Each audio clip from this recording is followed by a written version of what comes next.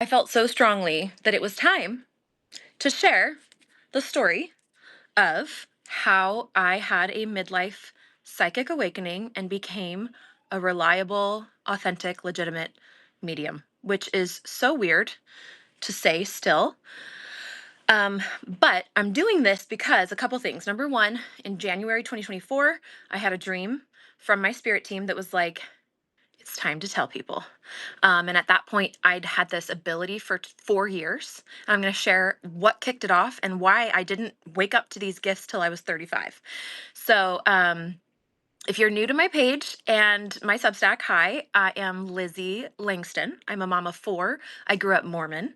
I was the best Mormon there ever was. Okay.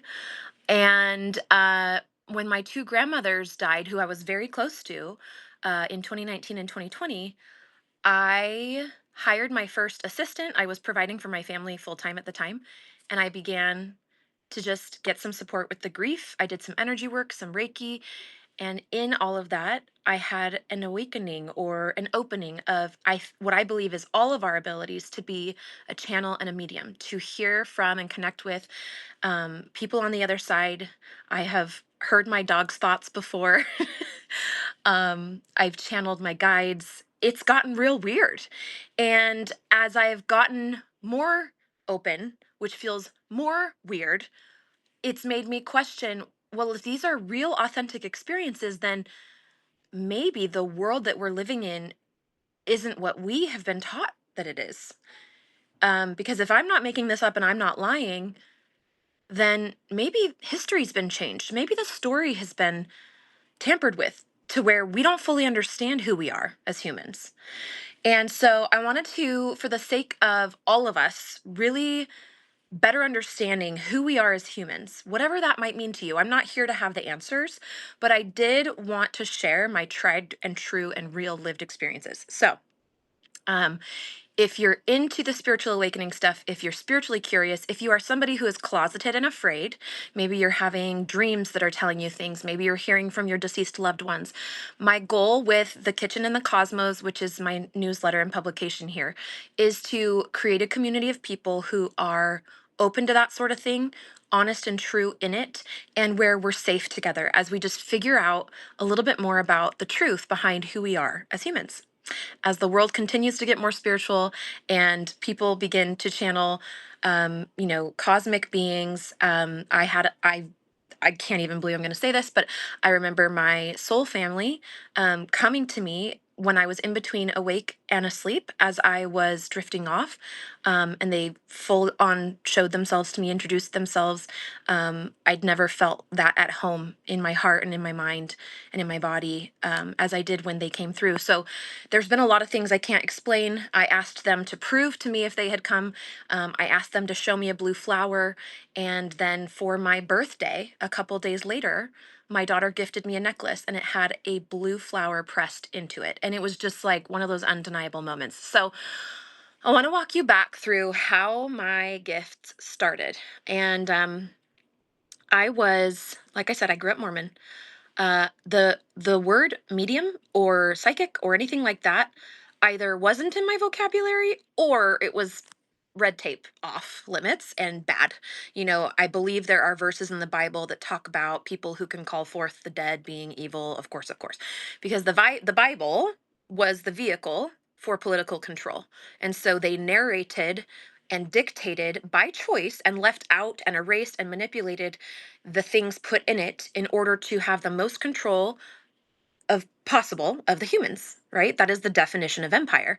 And so just if you want to learn more about how the Bible has been tampered with, check out Nabu, Nabu. His Substack is incredible. I often repost his articles. Anyway, so I was a believer in the Bible and in the Book of Mormon, and I was like, Jesus is my, all of it. And so there would be no social benefit to me becoming a medium. In fact, me having this awakening was the most excruciating, terrifying, and cognitive dissonance producing thing that I ever lived through. And so It dismantled my entire worldview. It put at risk all of my social relationships, which, as humans, that is, I mean, we are programmed biologically to stay in the tribe. So it was actually the most scary, terrifying thing. It was also the most beautiful thing. So, like I said, I grew up Mormon. I always had um, a sensitivity. Always. I was always somebody, I remember my mom hired a painter. And at the time she was single, she had just been through a divorce, and she hired a painter. And I remember having a dream about him where he was sitting in our living room and he stole something on the table. And so the dream was just like, okay, he's dishonest. We don't trust him. And I told my mom, and she's like, oh, I'm sure he's fine. And then she made a naive choice and paid him everything she owed him, even though he was only halfway through the job, and he never came back. I remember another experience where I had a really bad feeling about these guys that were going to do a repair on the Suburban. My mom got their card. She booked an appointment with them in the grocery store parking lot. She's like, no, I don't know. Really? You think they're bad? I don't know. And she was kind of just playing with it. And then right after they left us, after booking the appointment where they were going to come to our house and fix our car, a lady pulled up and she said, I just saw you guys talking to those men. I hired them and look what they did to my car. And she had this ghastly thing on the side of her car. And she's like, do not hire them. They are frauds. So, things like that growing up, but I never connected to, like, I never, as far as I can remember, could talk to people who had passed away. Again, in hindsight, the family I chose to incarnate with, that would have not served me at all. It would have been a big problem if I could hear and see and talk to dead people, because it was shrouded in so much fear in the religion that I was brought up in. Fast forward, I am 32 years old. I have three children at the time. This is 2020. My two grandmothers just passed about a year or so apart from each other. But when that second grandmother passed, I was so deep in grief. I was so close to my dad's mom and my mom's mom. And so I hired my first assistant because at that time I was full time providing for my family. We had lost our brick and mortar business during the pandemic. My husband had lost his job. So I had to quadruple my income as a life coach. I was the postpartum coach at the time. The podcast still exists. I did it for 6 years faithfully. You can just look it up. It's free and awesome. The postpartum coach, at least podcast, at least for right now. Anyway, so I was just doing my thing, and a couple things happened. Okay. The first thing is, um, I remember really, really, really aching to be in the temple, the Mormon temple, the LDS temple. So, for those who don't know, anybody is welcome in a Mormon church. I'm not Mormon anymore, by the way. I don't participate. It's definitely still my heritage. Like, all my extended family is still Mormon almost. Um, but at the time, you know, with all of our intense financial disruption during the pandemic, my husband losing his job, the company, and I was providing full time, I was definitely praying a lot, definitely close to God, the way that I conceptualized it at the time. Just really trying to listen and stuff. And as a practicing Mormon at the time, my favorite way to be close to God was not to go to church necessarily, but to the temple. Now, both of them were closed because of the pandemic. So nobody was going to any of those. We were all doing at home virtual Zoom church stuff, right? So I didn't know how to be close to God outside of those buildings and, the way that had been shown to me. And so I remember asking God one night, like, I'm reading my scriptures, I'm doing my Mormon thing. And honestly, like, I was always a very earnest seeker. I just so happened to be in that path of Mormonism, right?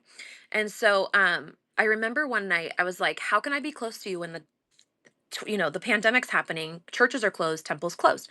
And the answer was meditate. And I was a traditional conservative Mormon. So meditation, that's very kind of new age, yogic. I didn't ever have, it wasn't like I thought it was evil or bad, but it also just wasn't in my realm as a Mormon. So I remember every day after I finished work, before I would go out of my little office in our home and go see my family and have dinner and stuff, I would spend 5 to 15 minutes meditating, sometimes a little longer maybe. And in one of those, this is the first thing, this was like strike one that kind of started to break my foundation of not just being a Mormon, but started the awakening. So I remember I was meditating. I don't remember how many minutes in it. I might have had some gentle background music, nothing scripted, no words. And I remember hearing, your body is the temple. You are the temple. Now, the Bible says, and I'm not into Bible bashing and I don't care that much about the Bible these days, but just like for my Mormon reference at the time, the Bible says something about your body as the temple. So at first I was like, yeah, but the feeling and the clear cognizance that came in, the clear knowing that followed the phrase, the feeling that came with it was that of, as in, you don't need any physical building that is a temple.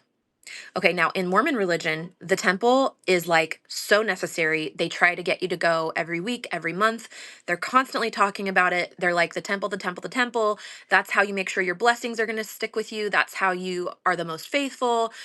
You have to live a certain way. So not all members of the Mormon church can even qualify to be in the temple.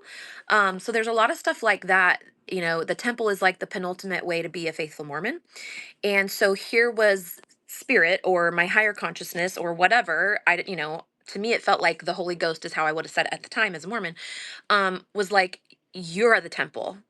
Okay. So that was like busted my worldview number one, because that means temples aren't needed. And that means that the church has been telling me they are absolutely needed, but then this higher consciousness is telling me they're not. So that was cognitive dissonance number one. Okay. Second piece is, so once that happened, I didn't actively want to leave the church, and I was trying to make sense of it. I was like, well, maybe they know that. Maybe the higher ups know that, but they're just trying, maybe it's for the people who aren't spiritually developed yet. Like I just tried to fit it in, but it just sat there and it didn't really fit in and it was hard. But that just was there. And then second thing that happened is, like I said, my two grandmothers passed away. I book an energy session. Both of the women I book are Mormon at the time, right? Because Mormons trust Mormons. So I was like, I worked with this energy healer. She's still to this day, I think, is Mormon. I worked with a Reiki girl who I think still to this day, I don't know, she might be Mormon too. But in the Reiki session, so I feel like the energy session prepared my physicality to like just be closer to the veil. And then in the Reiki session, actually, I had one of my grandmothers come through, and I could share details. She like put a blanket around me, of comfort, and also was passing a lot of her spiritual gifts to me. And it was just this very vivid, real, when I say I see her, it was in my third eye, but it was clear as day. It was like there was a film screen or a movie screen here, and she was behind me, but I could see her and what she was doing. And it was very visceral. She was just as tall and real as a real person. And so that was the first thing, is she came through. Then in another Reiki session with this same girl, around this time of grieving my two grandfathers who had already passed a lot of years before, but they each came through. And at the time, they were both entrepreneurs in their living life. And at this time, I was trying to quadruple my company, my online business, and they each gave me a gift to assist me in growing my business. And they just held it out in their hand, and they weren't physical, tangible gifts. Like, here's a pencil, and then it's like a real pencil appearing in their hand. Sorry, I hold crystals all the time. This is turquoise, the shaman stone. But it was more like gifts of my person, of my being, to help me grow the businesses in this really intense time when our two sources of income had gone, and now this third source of income needed to quadruple and be our family's thing. So, had it not been such an intense time financially, where my husband lost his job, we lost our company, I had to go from being a part time life coach to like a full bore, a full blown online entrepreneur, quadrupling the income to pay our bills and stuff. I don't know if I would have been seeking so desperately. Also, with the temples and churches closed, it was sort of like the perfect storm. Then, on top of that, my two grandmas passed away. So, these were the circumstances that led my psychic faculties to come online. I truly, truly, truly believe that every single human on earth has the ability and has built in the hardware to connect to spirit beings, to be telepathic, to have a clear knowing, a clear seeing, a clear hearing. I'll tell you one other story. I remember I was going to go to Target, and I was getting ready to go to Target. It was like a Sunday morning. It was not that long after I'd had my fourth child. And so it was just like a gentle little outing to get out of the house as I was still postpartum. And I remember hearing, "You're going to see your sister." Like, she's going to be there. And at the time, there was it wasn't like my sister. I knew what spirit meant. It was somebody in my extended family that I had just had like an argument with, and things were tender, and had I not known and been prepared to see her, I really truly think I might have had like a panic attack because I was so freshly postpartum and things were just really dicey for me at that time, anxiety wise. And so, like, I heard in my ear, right? So that's what I mean by clair audience. Clair audience is clear hearing. So anyway, I wanted to share with you guys the way that I felt like my life hit me just so, and I was prepared just so to start to have those psychic faculties come online. So now what I do is I help mediums, channels, and honestly, people who don't identify with any of those terms, but who are starting to experience or feel drawn to, or any combination of that, these psychic spiritual gifts. I help you make sense of them and also hold the mystery of them because they don't always make sense. I to this day I can't tell you, I can't tell you exactly why my grandma came to me or why my grandpa came to me. I have some ideas and I'm so glad they did, and it was so loving and beautiful, but it was also really crazy and it rocked my world. And so I think I'll probably do a series of videos. I'm definitely going to be doing some articles too, where I'm sharing more stories that are sort of downriver of those initial beginnings that woke up my gifts. But I want you guys to know that this life and the cosmic nature of us as humans has been tampered with and hidden from who we really are. Okay. And we are in the times where that veil that empire placed on who we are is beginning to thin, and it's beginning to be pulled back, and it's beginning to have holes in it. And we're starting to remember and awaken, and we're starting to question. And, we can't necessarily trust the systems that have been in place all these years anymore the way that we did. And so that is why I created the community of the kitchen and the cosmos. This is not a conspiracy theory platform. This is a place where humans come together and we practice holding the nervous system, our sense of being regulated, as a bridge that grounds us in the 3D, but also because we're grounded in the 3D earth realm, it opens up our channels into the 5D and the other realms. Because I really believe that the people on the other side of the realm, our ancestors, our guides, etc., they are going to be the ones that show us what's really true, because the human experience has been tampered with. Constantine and the Council of Nicaea, etc., when they were putting together the Bible, which basically ran the show on what humans thought it meant to be human and how they conceptualized the divine for most of patriarchal times, right? Like, they took out stuff. Constantine ordered the Nag Hammadi texts, like certain pieces of spiritual writing and teachings that Jesus taught and that the original Christians knew and believed about higher consciousness, about our ability to be psychic and communicate with the other side of the realm and connect with each other telepathically. They wanted those burned. He ordered them to be burnt.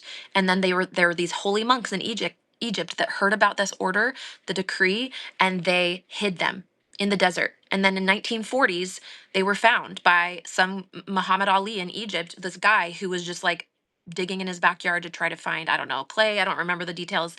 And that's how we know that things were tampered with. That was like the beginning of the veil really cracking. So your human experience might not be what you think it is. You're probably a lot more cosmically, psychically inclined than you realize that you are.